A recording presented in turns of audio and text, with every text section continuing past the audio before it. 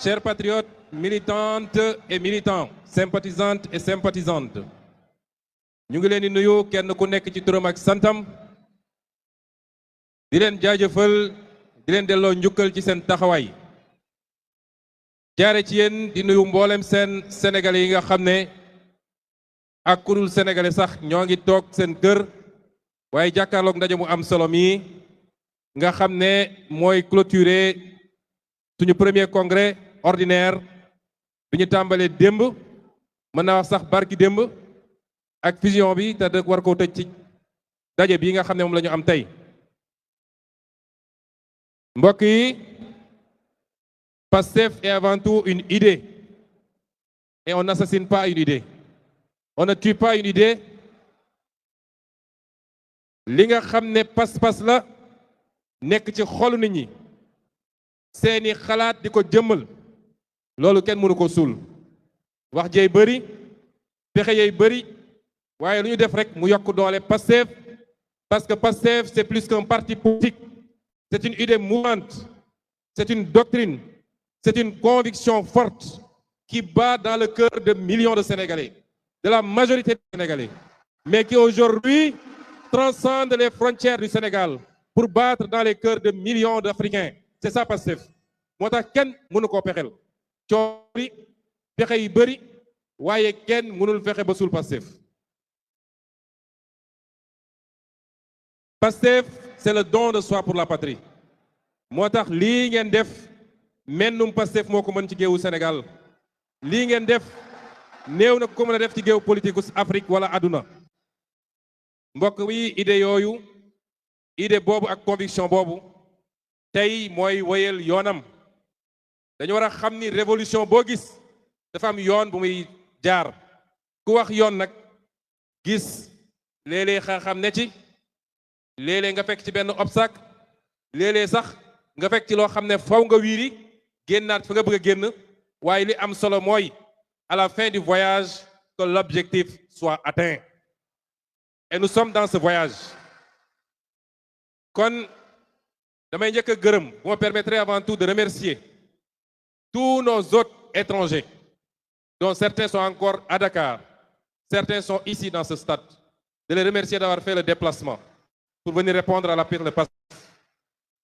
C'est des partis frères, des partis amis avec lesquels Pastef noue une relation qu'on voudrait étendre progressivement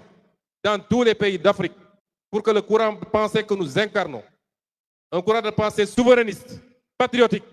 qui n'est pas exclusif des autres, mais qui pense d'abord aux intérêts du Sénégal et aux intérêts de chacun de nos pays, que ce courant de pensée puisse prospérer, s'aimer et se répartir dans tout le continent. Chers représentants de vos partis respectifs, permettez-moi au nom de Pastef, dont vous voyez une illustration aujourd'hui, de vous dire merci et de vous souhaiter un bon retour chez vous. bi ma pare ñooñu ma gërëm l'ensemble du peuple sénégalais parce que politique dafa am parti politique ak ñi ca bokk ñi fi nekk ñëpp waa Pastef lañu waaye am ñoo xam ne du ñu jënd carte politique du ñu jënd carte parti politique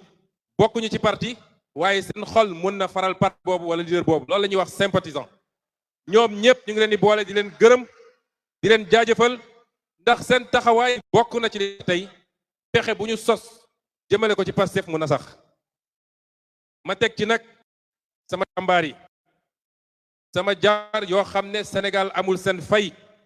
man mi di wax ak yow awma seen fay mooy les militantes et les militants de Pastef que vous êtes dama bëgg ngeen tàccu seen bopp ngeen tàccu seen ndax seen taxawaay moo réhabilité la politique au Sénégal demoon nañu ba ñëpp ñàkk yaakaar ci politique koo wax mu ne la politique buñ ma joxul du ma def ndax politicien jaru ko buñ ma joxul du ma génn balaa may déplacé wu nañ ma jox 2500 ak t-shirt ak lu demee noonu waaye yéen ci seen taxawaay yéen a jëmmalaat politique ñu xam ni engagement politique c'est s'engager pour soi-même parce que c'est pour s'engager pour sa nation c'est s'engager pour son peuple c'est s'engager pour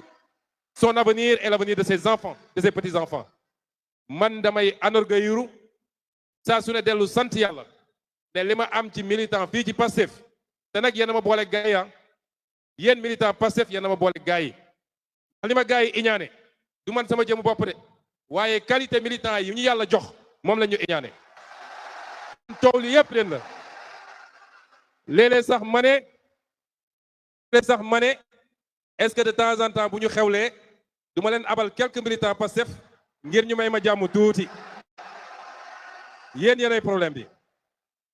kon ñu ngi leen di féliciter vous les militants Pastef commencé ko par les 533 sections communales yi nga xam ne teew si nañu ñoo jox congrès bi sa forme institutionnelle bawoo ci fépp ci Sénégal ak les cellules yi nga xam ne ñooy diaspora bi ñoom lay jiital ci ngërëm gi di leen féliciter teg ci nag mboolem seen militants yi coordination départementale yi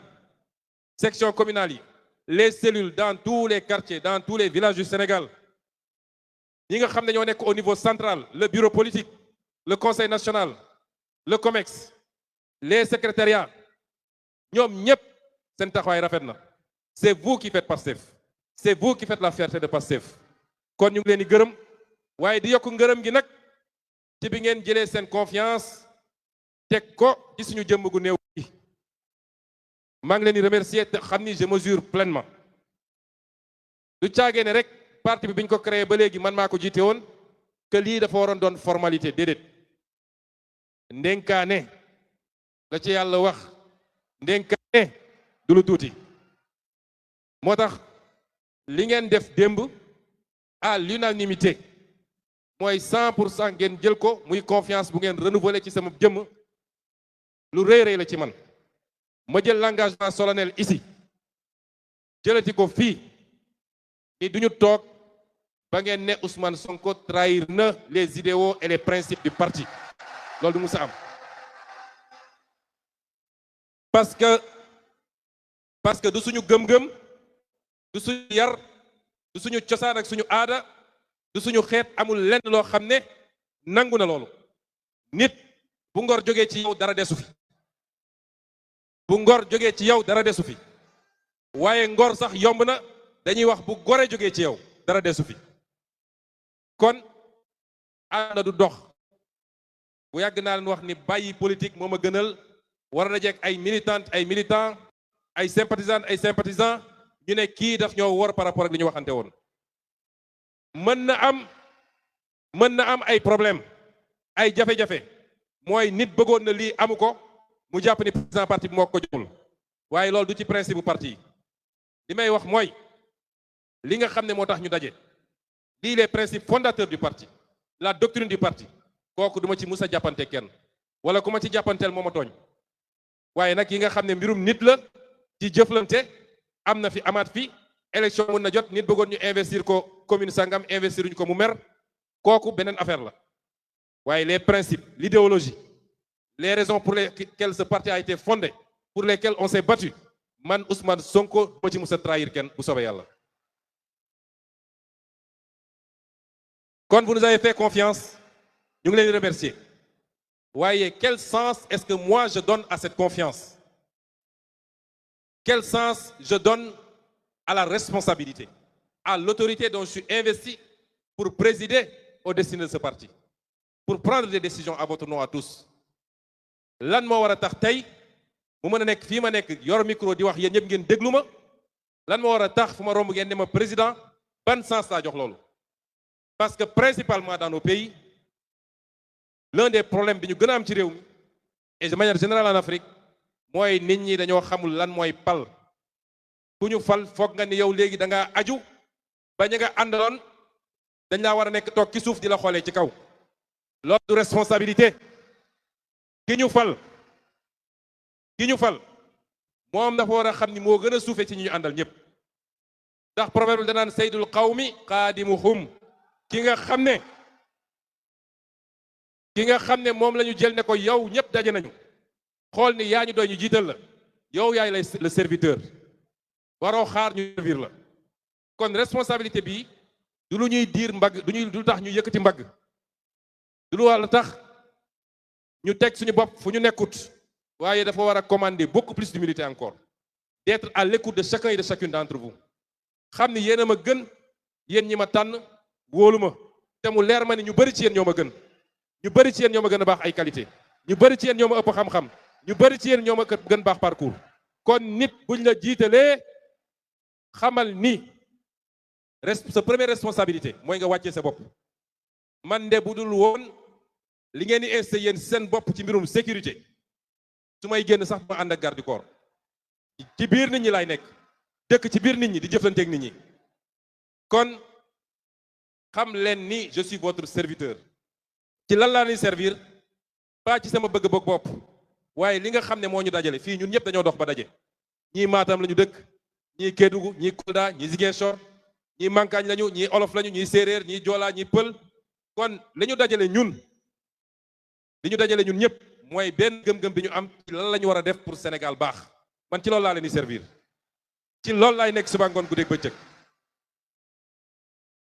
kon dama leen di remercier encore une fois wax leen ni on mesure la portée de ce choix waaye choix bi c'est la consécration d'un parcours ndax mbooloo boo ko jiitee fukki at ak ñaar ñu ne yeesal jot nañu tànnaat la dafa fekk peut-être am na loo wuyoo sa digganteeg nit ñi ci jiite boobu waaye du sama jëmm man dong. kon dama bëgg ngeen féliciter ma it ñi nga xam ne parce que àndandoo dafa baax am àndandoo yu baax mooy tax njiit mën a performer te dafa am ñoo xam ne gis naa sànq ay jëm yu bari ñu wan leen fi ngeen tàccu kenn ku ne ci ñoom mënoon na taxaw fi ma taxaw tey kenn ku ne ci ñoom dafa di collaborateur boo xam ne bu sincère bu loyal bu fidèle collaborateur boo xam ne jaar nañu fu ne te nag dañoo génn ci épreuve dinaa ci dellu léegi gën a leeral lu bëree bëri kon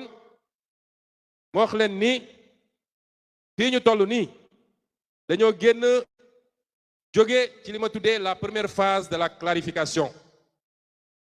mbokk yi politique ak xel ñoo ànd. politique ak xel ñoo ànd. politique doole baax na ci tuuti te yéenay suñu doole waaye doole gu ànd ak xel mënul am résultat. dama leen wax ni lancé woon nañu la phase de clarification à partir du 8 juillet 2025 mooy keroog bi ma toogee King Fahd am lu ma njëkk a junj ci li nga xam ne ñu ngi ko doon ruumandaat di ko togg te muy woon musiba si ñun. boo ko njëkkee wax defe naa ñu bëri ci yéen comprendre ñu woon amaana sax dañoo xam ne man sànni woon xeer bi ne Pros lu muy wax nii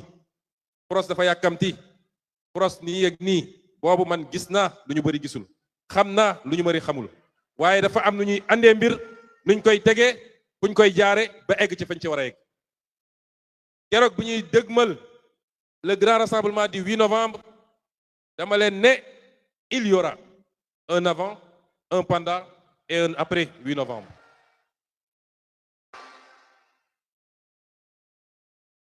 mbokk yi est-ce que seede ngeen yéen ñëpp tey jii ni il y a eu un avant un pendant et un après 8 novembre. clarification boobu dafa waroon a am parce que li nit ñi doon togg ci suuf te bu ngeen dajee ci biti ñu signe la lëng la wane ni xarit ngeen wane ni frère ngeen ci parti bi fekk ñi ngay gas kàmb ci suuf bu ñu yàlla mayuloon ñu teel koo gis bu mën cee doxal lii ñuy doxal kon bu ñuy yàq li ñuy yàq fekk parti bi jeex na. kon ñun ñëpp nañu dellu sant yàlla du mënin du xarañteef waaye damay wax ni yàlla moo bëgg la projet Pastef parce que yàlla moo xam ni projet bi dëgg moo ko lal caaxaan lalu ko te gëm naa ni ilaa yow mi diin fii rek ñu ngi fidèle à ce projet fii rek projet bi ñu ngi koy jàppee jaamu yàlla fii rek projet bi ñu ngi koy jàppee don de soi pour la patrie lu waay sumb mu wëlbati ko këpp ci yow du suñu mënin du suñu njaarte du suñu xarañteef mais yàlla du seetaan yàqte jël le dessus ci li nga xam ne mooy dëgg. kon tey nee naa première phase de la clarification bi génn nañ ci lan mooy résultat bi. résultat bi mooy bëri na ci ñun wala ñun ñëpp sax waaye bëri na ci sénégalais yi mais partout en Afrique et dans le monde man li may jot ci ay messages ay témoignages ba ci ay kilifa yoo xam ne chef d'état la bëri na ñoo xam ne am nañu surprise bëri na ñoo xam ne am nañu déception waaye man awma surprise awma déception damay wax alhamdulillah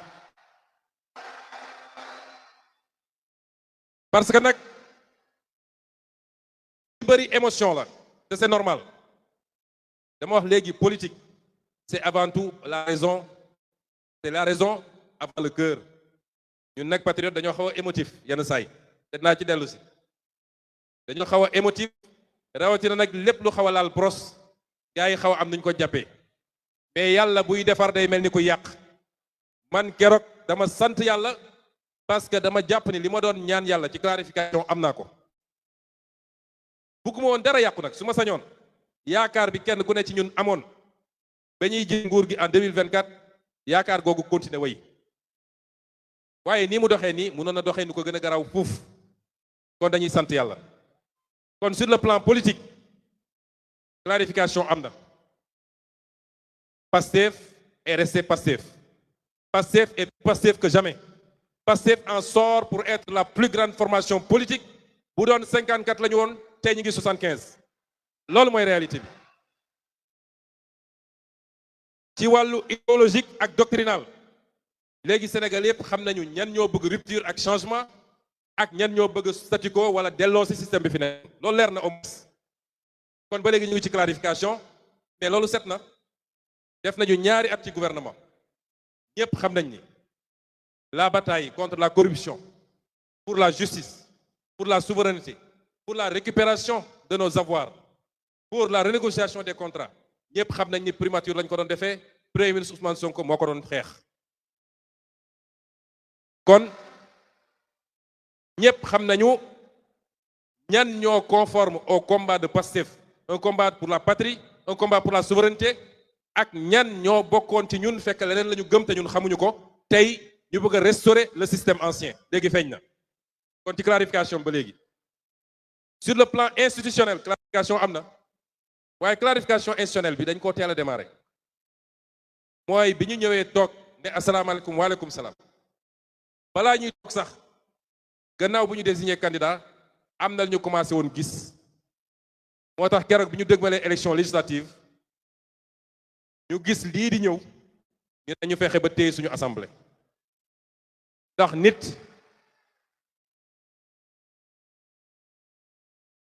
ñu ne nañu fexe ba téye suñu assemblée ay suñu téewuloon assemblée bi ci jamono ji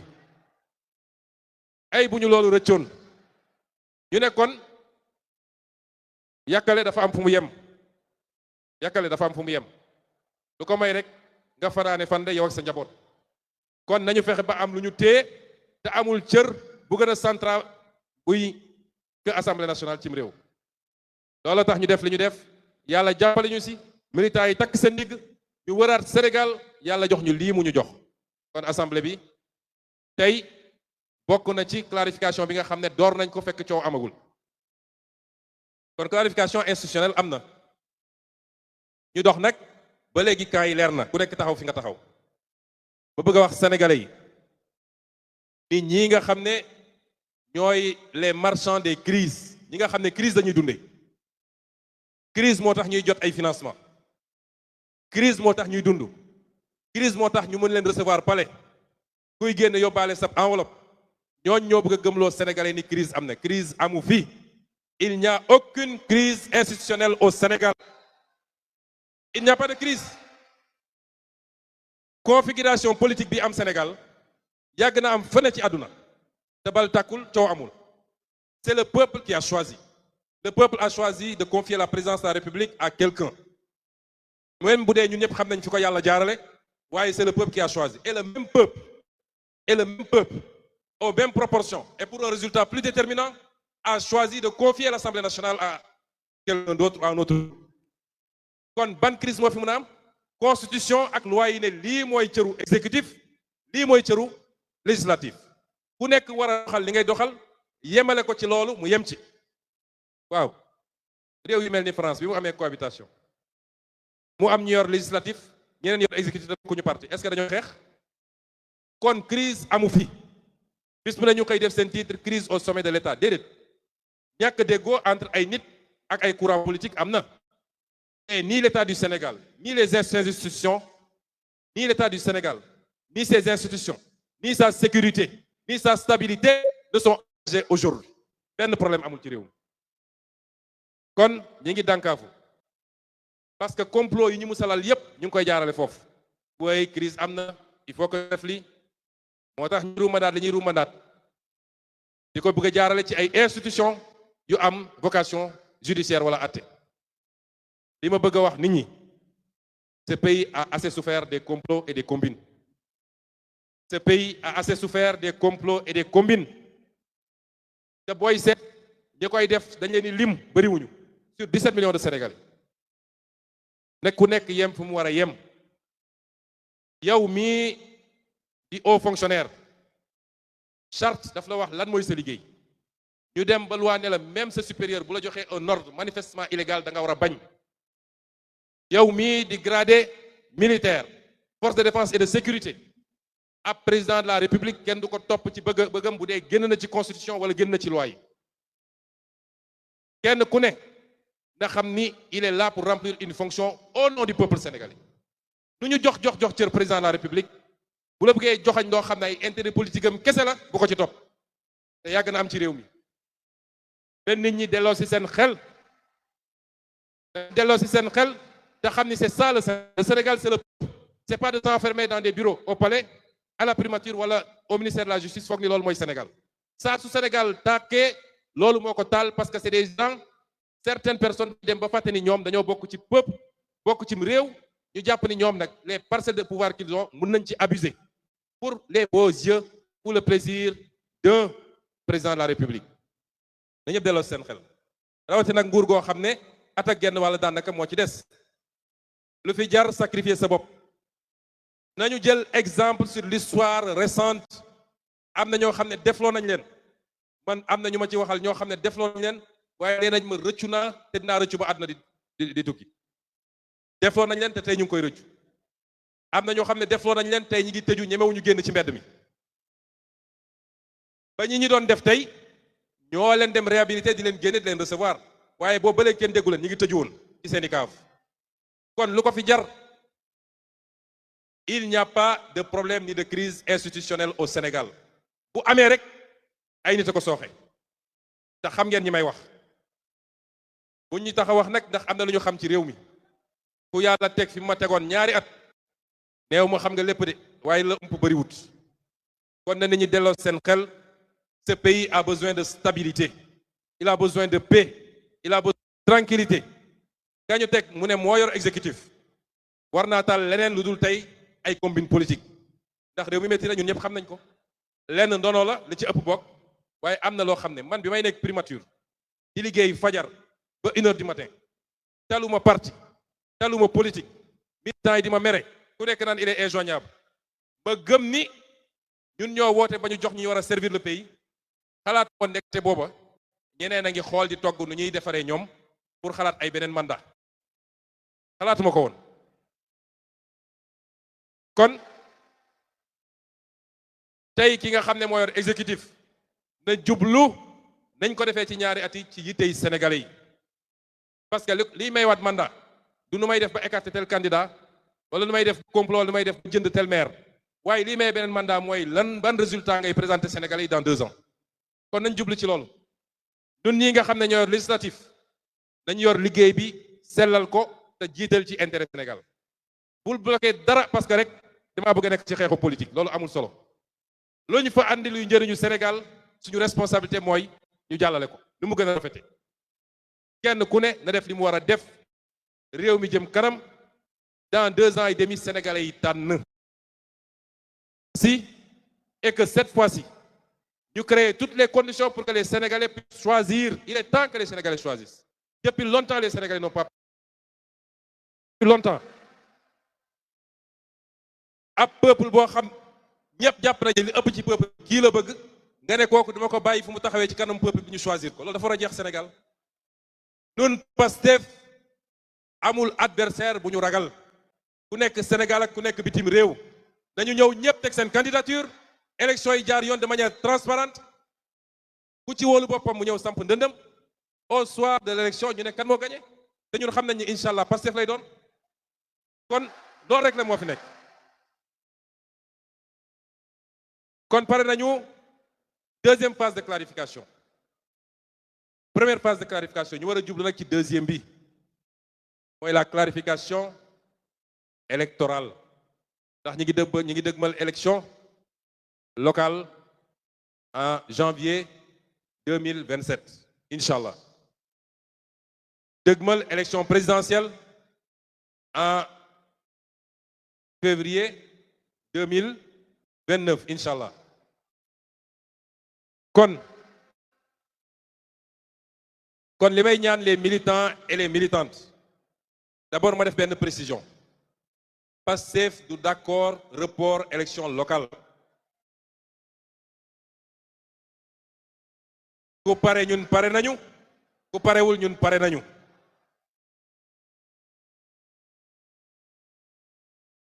te ma fàttali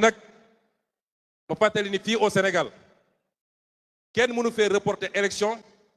te jaarale ko Assemblée nationale ñu voter une loi d'habilitation mënul ne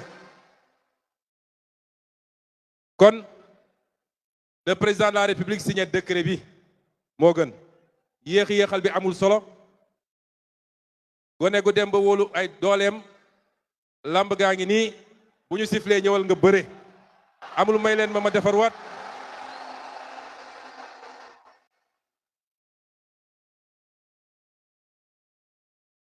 amul may leen ma entraîné waat amul dama fàtte sama gàllaaj amul sëriñ bi nee na ma moom bëre rek sëgg ñu bëre benn yoon mu jeex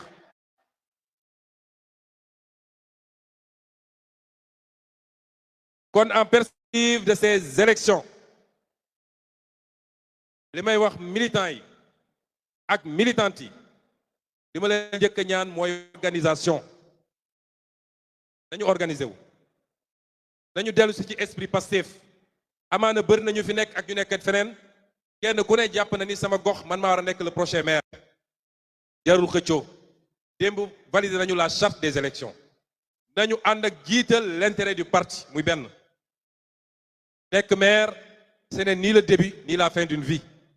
man nekkoon naa maire nit mun nga bàyyil sa morom yàlla ubbil la lu ëpp maire fuuf li ma leen di sant it mooy na ngeen continuer nekk des militants et des militantes ouverts yaatal parti bi parce que sénégalais yépp wax naa ko waxaat ko am nañu cofeel ci Pastef te bëgg nañ ñëw bu leen tëj bunt yi ñépp xaj nañ ci ñetteel bi mooy ñu xam ni parti politique bu mel ni Pastef idéologie bi muy doxee c'est pas un parti qui vit au rythme des élections élection étape la rek mais d'une élection à une autre élection il y a plus important que ça kon nañu dellu sur les fondamentaux du parti loolu am na ci solo ma dénk leen nit li nga xam ne mooy orientation globale au-delà des élections là je parle aux militants aux militantes rawatina ndaw ñi jeunes yi rawatina jeunes yi yéen les jeunes bala may wax dama bëgg ngeen tàccu seen bopp vous êtes formidables tàccu leen seen bopp bu baax parce que vous êtes formidables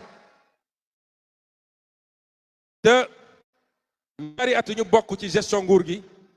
dafa am lu ma ci nemmeeku vous savez l'exercice du pouvoir est très délicat pouvoir mënoo ko yor te de temps en temps ba ci sa njaboot sax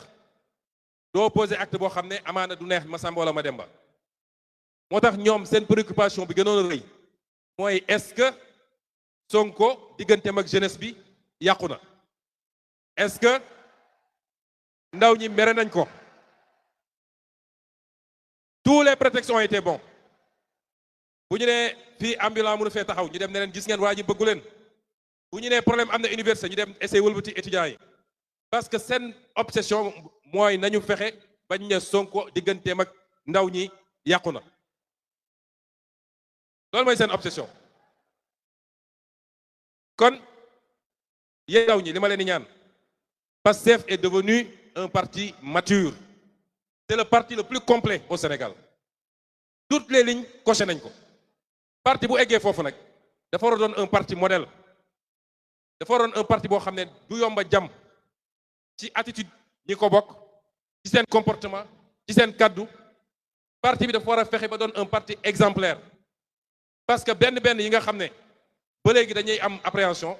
kenn ku ne su ñun suy wax day jàpp ni kilifa diine nga koy déglu maga nga koy déglu xale bu ndaw a ndaw mi ngi koy déglu kon ñun dañu war a xool nu ñuy waxeek nit ñi moo tax bu leen topp Pastefu 2021 du Pastefu 2026 kon yenn kaddu yi ñun nañ ci génn parce que ñooy parti majoritaire les colibés les insultes les injures jël nit utal ko tur di ko tuddee yooyu yëpp ça ne grandit pas Pastef ñun weesu nañu loolu Pastef est un parti d'idées un parti de savoir un parti de science un parti de programme je veux que ngeen déglu ma baax la jeunesse léegi rek bi may génn ci oto bi dégg naa ay slogan mais yéen ëpp ngeen loolu léegi yéen ëpp ngeen loolu la jeunesse du parti ëpp ngeen ay slogan ak ay tur yu ñuy tuddee nit lépp loo xam ne day doon lu njaga suñuy teg ci nit bàyyi leen ko wane leen ni vous êtes une jeunesse bien forte une jeunesse intelligente une jeunesse intellectuelle une jeunesse citoyenne wane leen ni li ñu woote ci li war a jëmale réew mi kanam yéen a ngi koy incarner c'est ça que je veux désormais ne cédez pas à la provocation parce que ñoom li ñuy wax xam ngeen lan la dañ naan ndaw Pastef ku neex a booleeg sénégalais yi la ku neex a booleeg àdduna la ku xëy naan kafeem rek xaw a am lu ñagas su mu wax ci Ousmane Sonko rek ndaw ñépp topp ci ñun dépassé nañu loolu yonent moo ñu gën fuuf te dégg na lu ne waaye lu ñu yëkkati rek ci ñun loolu day wëlbati ku nekk avantage ci ñun kon li ma leen di ñaan parce que déglu leen ma bu baax dama xam seen stratégie xam li ñuy togg te lépp lu ñu def suba ba ngoon jot yàlla may nañu mu egsi ci ñun la ñuy togg mooy fexe ba li fi amoon diggante 2021 ak 2024 ñu defaat ko dañuy fexe mooy ñoom li ñu bëgg mooy génne àll ci bëtu àdduna yépp ni Pastef parti fitna la parti xuloo la parti saaga la parti xeex la moo tax ñu leen di provoquer ils vont rester dans la provocation dañu fay ay nit ne leen saa yoo xëyee waxal lu ñaaw ci Ousmane Sonko dañu fay ay nit ne leen provoquer leen bu ko defee xale Pastef bu réagir ñu ne dem leen jàpp ko parce que moo wax diw lii moo wax diw lële Pastef moo mag loolu ne tombez pas dans ce piège li ma leen sant mooy rester dans le travail de massification rester dans le travail d'éveil des consciences sillonner le pays dugg leen ci village yi dugg leen ci gare routière yi dugg leen ci école yi ci université yi parce que loolu mooy dëgëral parti bi li ma leen sant j'ai sorti 2 ou 3 instructions ku xam parti bi xam dañoo bëgg a changer complètement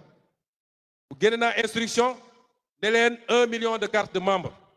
démb lancé nañu placement carte de membre yi bëgg naa ñu am lu ëpp 1 million fuuf jël leen carte de membre yi les sénégalais vous attendent ils demandent ces cartes de membre là dem leen ngeen placé ko nee nañ leen dañoo bëgg ngeen taxawal 10 000 cellules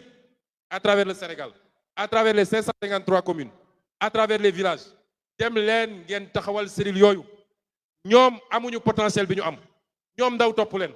intellectuel topp leen diaspora topp leen lenn la ñu am mooy dem fay ay nit ñu toog ci presse bi di wax bàyyi leen foofu ñuy wax dugg leen yeggali le travail parce que en 2029 ñun bëgguñu 54% de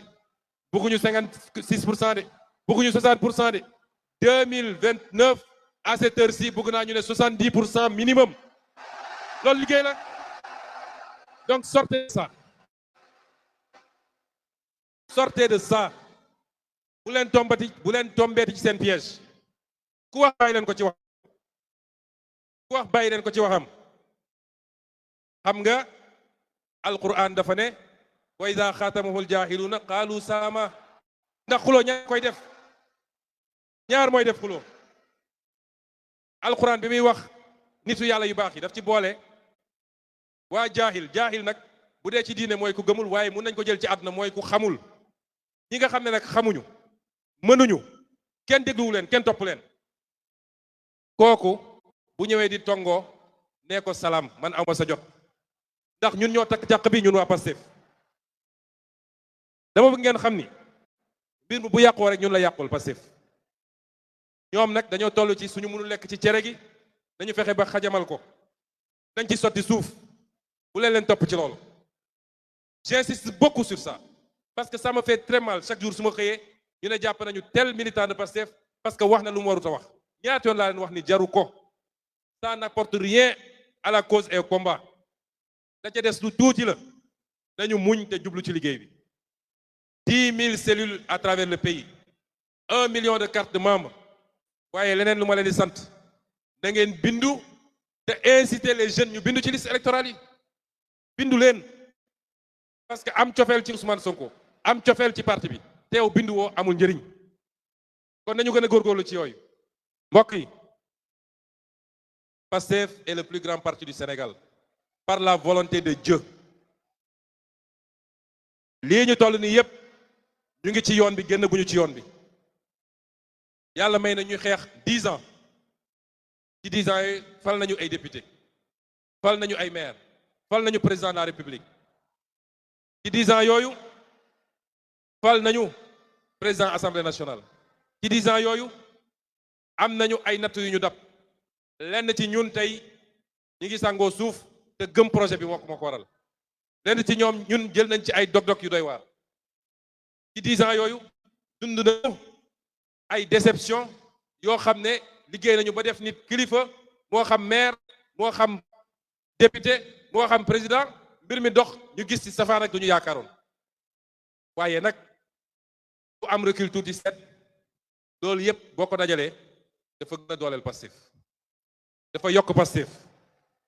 te expérience boo xam ne li tubaab naan un tri naturel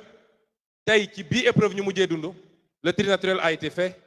te nañu sant yàlla bu dee sur les millions et des millions de Pastefiens ñi nga xam ne tey rocceeku nañ dañ leen di compter bëriwuñu kon Pastef